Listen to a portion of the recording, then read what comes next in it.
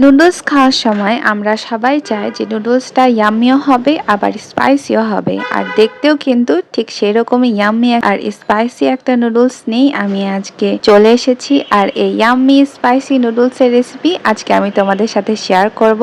আসসালামু আলাইকুম, সবাই কেমন আছো?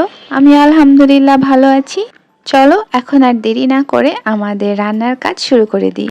স্পাইসি নুডলস বানানোর জন্য আমি নিয়েছি কোরিয়ান সুপার স্পাইসি নুডলস, যেটার 2টা প্যাকেট আমি আগে সিদ্ধ করতে দিয়ে দিয়েছি। আর এখানে আমি কিছুটা গাজর কুচি দিয়েছি, এটা তোমরা চাইলে দিতে পারো নাও দিতে পারো।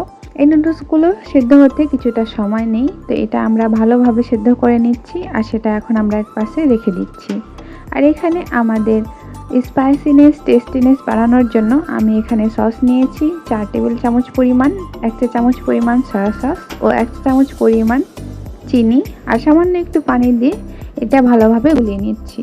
এখানে এবার আমরা একটা মিডিয়াম সাইজের পেঁয়াজ কুচি নিয়েছি, 3টা কাঁচামরিচ ও 3টা রসুনের ফল কুচি করে নিয়েছি। আমাদের মরিচগুলো অনেক বেশি ঝাল ছিল, সেজন্য আমরা 3টাই দিয়েছি, তোমরা চাইলে আরও বেশি করে দিতে পারো। আর এখন সামান্য একটু তেল দিয়ে আমরা প্রথমে আমাদের পেঁয়াজ মরিচ ও রসুনটাকে ভেজে নিচ্ছি। এবার আমরা নিয়ে নিচ্ছি কিছু শিম আর চিকেন, যেগুলো আমাদের সেদ্ধ করা ছিল, তো আমরা সেগুলোকে ছোট ছোট পিস করে কেটে নিচ্ছি, আমাদের পেঁয়াজের সাথে দিয়ে ভেজে নিচ্ছি। আমরা কিন্তু এটা খুব বেশি ভাজবো না, 2 থেকে 3 মিনিট মতো ভেজে নিলেই হয়ে যাবে। আমরা এটা খুবই অল্প সময় আর অল্প আঁচে ভেজেছি, সেজন্য এটা খুব বেশি লাল হয়নি। আর এই সময়টা এসে এখন আমাদের তৈরি করে রাখা সসটা আমরা দিয়ে দিচ্ছি কড়ার মধ্যে, আর সেটাকেও ভালোভাবে নেড়ে নিচ্ছি যতক্ষণ না ফুটে যাচ্ছে। আমরা এটা রান্না করব, এটার একটা থিকনেস চলে আসবে, এই যে দেখো কি সুন্দর ফুটে গিয়েছে। এই সময়টায় আমরা আমাদের নুডলসের মশলাটা অ্যাড করে দিচ্ছি আর ভালোভাবে মিশিয়ে নিচ্ছি। তোমরা চাইলে যদি সসটা পাতলা খেতে চাও তাহলে এখানে পানিও অ্যাড করতে পারো।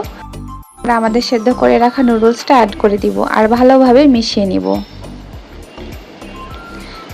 আর ভালোভাবে মিশিয়ে নেওয়ার পরে তোমরা একটু টেস্ট করে দেখে নেবে যে আসলে লবণ ঝালটা ঠিক আছে কিনা। আমরা যেহেতু স্পাইসি নুডলস বানাচ্ছি, তো আমাদের স্পাইসিনেসটা একটু বেশি হবে। তোমরা যদি আরও বেশি ঝাল খেতে চাও তাহলে আরও মরিচ গুঁড়া মরিচ অ্যাড করতে পারো।